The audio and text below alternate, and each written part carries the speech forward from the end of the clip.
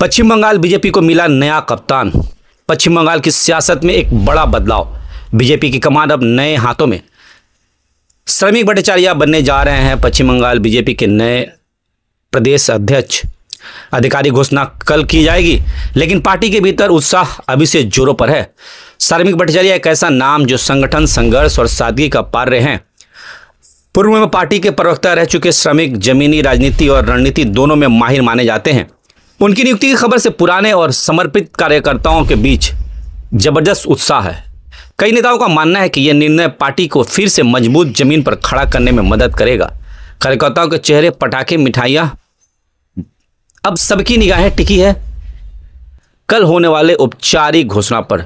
क्या श्रमिक भट्टाचार्य बंगाल बीजेपी के नया मोड़ देंगे?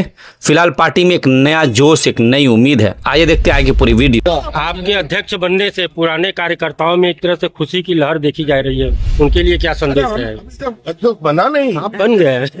आप बोल रहे हैं हम बन गया, तो आपने सिर्फ मनोनयन दाखिल किया है, पार्टी ने निर्देश दिया कि आपको देना है, मैंने नॉमिनेशन फाइल कर दिया। अभी 4 बजे तक समय है, अब फिर से हम उसी जगह जा रहे हैं। अगर जाकर देंगे जो 2 आवर दाखिल हो गया तो हम क्या करें? निर्णय लेना है प्रोविजन का, प्रशासन आने का बाद ही। अध्यक्ष बनिएगा तो आप क्या करिएगा पुराने कार्यकर्ताओं के लिए, क्योंकि उनका मॉरल काफी डाउन हो चुका है? किसी का मॉरल डाउन है? पश्चिम बंगाल की जनता की मॉरल हाई है। कोई पॉलिटिकल पार्टी पूरा कसरे मॉरल आप होने से, डाउन होने से खेला बिगाड़ नहीं जाते। होने वाला है, वो हो चुका है। पश्चिम बंगाल की जनता ठान लिया है कि किसी भी हालत से इस बार वो तृणमूल कांग्रेस का विसर्जन कर देगा। हमारा एक ही स्लोगन है, 26 निर्वाचन तृणमूलेर विसर्जन। वो मानता একটা কন্টিনিউ একটা রাজনৈতিক দলের নির্দিষ্ট মতাদর্শের উপরে ভিত্তি করে তার কর্মসূচি তৈরি করে এবং এভাবেই একটা প্রান্তিক শক্তি হিসেবে আমরা শুরু করে এই জায়গায় আমরা পৌঁছতে পেরেছি। এটা কোনো সভাপতি এখানে কার্যত সেই অর্থে খুব বেশি প্রাসঙ্গিক নয়, পুরোটাই একটা টিম গেম।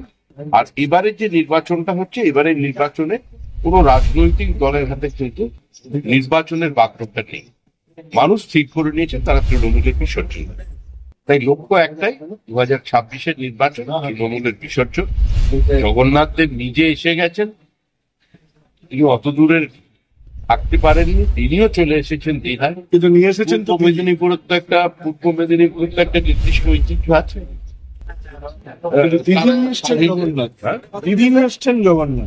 দিদি ধর্মপ্রাণা, দিদি বিসর্জন চান বঙ্গোপসাগরে, আমরা তো বাবুঘাটে দেবো ভেবেছিলাম। না, একটা লাস্ট কথা বলি। নিশ্চয়ই তৃণমূল কংগ্রেসের বিরুদ্ধে সামনে 26-এর লড়াই, এটা বড় লড়াই। কিন্তু এই যে শোনা যায় যে বিজেপির অন্দরে দিলীপ গোষ্ঠী, আদি গোষ্ঠী, শুভেন্দু গোষ্ঠী, এই গোষ্ঠীগুলোকে বিরুদ্ধে কি করে লড়াই করবেন? একজোট করতে পারবেন? সমন্বয়টাই কি বড় চ্যালেঞ্জ হবে? বিভিন্ন গোষ্ঠী সমন্বয়টাই কি বড় চ্যালেঞ্জ হবে? গোষ্ঠী বলে আমার জানা নেই, আমি তো খোঁজ করেছিলাম, কারোর কোনো অফিস পাই কিনা পাই।